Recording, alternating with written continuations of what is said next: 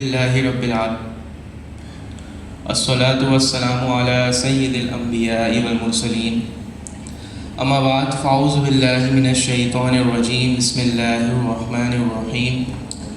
قال اللہ تبارک و تعالی فی القرآن المجید والفرقان الحمید فاسألوا اہل الذکر ان کنتم لا تعلمون صدق اللہ العظیم۔ قرآن کریم کی جو آیت مبارکہ آپ حضرات کی خدمت میں پیش کی، اس میں اللہ تبارک و تعالیٰ نے فرمایا کہ فاسألوا اہل الذکر ان کنتم لا تعلمون، کہ اگر تم نہیں جانتے تو اہل علم سے پوچھو۔ لہذا آیت کریمہ سے معلوم ہوا کہ اللہ تبارک و تعالیٰ نے ایک مسلمان کو جہالت میں رہتے ہوئے زندگی گزارنے سے منع فرمایا اور علم دین سیکھنے کا حکم دیا۔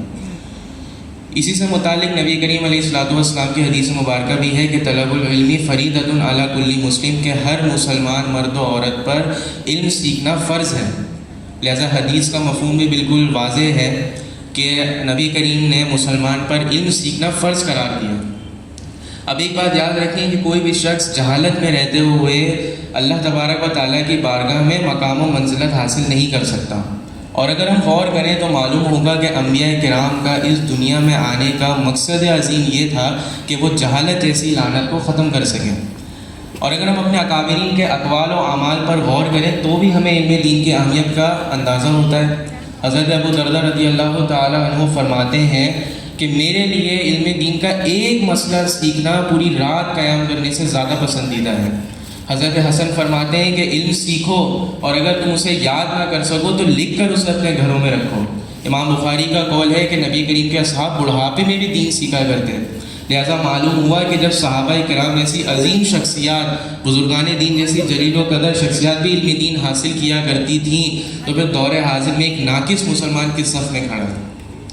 لیکن ہمارے معاشرے کی ایک تلخ حقیقت یہ ہے کہ ہمارے معاشرے میں علم دین کو کوئی اہمیت حاصل نہیں۔ ہمارے یہاں بچوں کو جوانی تک صرف اس بات پر زور دیا جاتا ہے کہ تم نے کس طرح مال کمانا ہے، کس طرح اچھی گاڑی گھر خریدنا اور اپنا بینک بیلنس اپگریڈ کرنا ہے۔ گویا کہ والدین نے جب اپنی اولادوں پر دینی اعتبار سے تربیت کو چھوڑ کر فقط دنیاوی اعتبار سے ان پر توجہ کی تو پھر معاشرے کا یہی حال ہونا تھا کہ جو آج ہم دیکھتے ہیں۔ مثال کے طور پر آپ یونیورسٹی یا کالجز میں جا کر دیکھیں تو وہاں پر نشہ اور زنا بالکل عام ہو چکا ہے۔ میرا چند روز قبل دوست ملا، اس نے بتایا کہ اس کا یونیورسٹی جانا صرف اس وجہ سے مشکل ہو گیا ہے کہ وہاں پر یہ دو فیلیور بہت زیادہ عام ہو چکے ہیں۔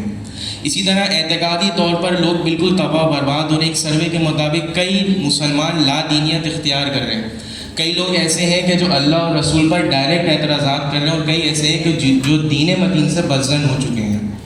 ان سب کی وجہ صرف اور صرف ایک ہے اور وہ ہے علم دین سے دوری، کہ جب ہمیں یہ بات معلوم ہی نہیں ہوگی کہ ہمیں کن چیزوں سے روکا گیا ہے اور کن چیزوں کو کرنے کا حکم دیا گیا ہے، کس طرح ہم نے اپنے نفس کو قابو کرنا اور شیطانی وار سے خود کو کیسے محفوظ رکھنا ہے، تو پھر یہی ہوگا۔ یہ تو اعمال ہے، ہمیں اپنی عبادات کے بارے میں صحیح نہیں پتہ کہ نماز اور روزے کے بارے میں کیا مسائل ہیں۔ اسی طرح جو زوجین ہیں وہ ایسے کتنے جو یہ کہہ سکیں کہ مجھے اپنی شوہر یا جو بیوی ہے ان کے حقوق معلوم ہیں، اگر میں اس نظر بھی قائم کروں تو 100 میں سے 2-4 لوگ ہوں گے جو اس بات کے جواب دے سکیں۔ اور اسی طرح میں ان والدین کو مخاطب کر کے عرض کرتا ہوں کہ اگر آپ نے کبھی اپنی اولاد کو علم دین سے وابستہ نہیں کیا اور فقط دنیاوی اعتبار سے ان پر توجہ دی تو یہ تو ممکن ہے کہ آپ کی اولاد آپ کو دنیا میں مال و دولت اور عزت کما کر دے دے، لیکن جب بروز قیامت اسی اولاد کی وجہ سے آپ کی گرفت ہوگی تو آپ کے پاس کیا جواب ہوگا؟ نبی کریم کا فرمان ہے کلکم راع وکلکم مسئول عن رعیتہ، کہ تم میں سے ہر شخص نگہبان اور اس کی رعایا کے بارے میں سوال ہوگا۔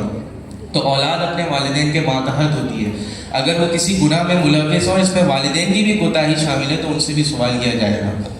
اسی طرح بس میں اپنی آخری بات عرض کرتا ہوں، اس کے بعد ختم کروں گا کہ میں کچھ لوگوں سے سوال کرتا ہوں، خاص کر کے اپنے نوجوان بہن بھائیوں سے۔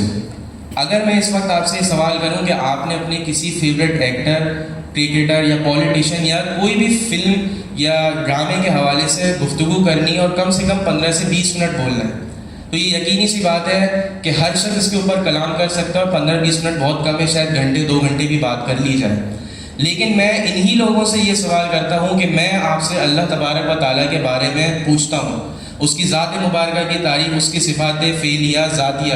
میں آپ سے نبی کریم علیہ السلام کی زندگی مبارکہ کے بارے میں پوچھتا ہوں، میں آپ سے یہ پوچھتا ہوں کہ قرآن کے کتنے مضامین ہیں، اللہ نے اس پہ کیا حکم ارشاد فرمایا، تو کیا آپ لوگ اس بات کا جواب دے سکیں گے؟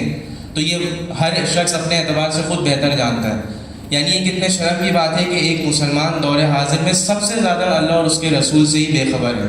ہمارے لوگوں کو میتھس، فزکس، کیمسٹری آتی ہے، لیکن احکام شرعیہ کیا ہے، احادیث مبارکہ کیا ہے، کسی کو معلوم نہیں ہے۔ ہمارے نیوٹن اور آئنسٹائن نے کیا کہا، لوگوں کو یہ بہت اچھے طریقے سے آتا ہے، لیکن اللہ تبارک و تعالیٰ نے قرآن کے اندر کیا کیا ارشادات فرمائے ہیں، یہ ہمارے لوگوں کو معلوم نہیں ہے۔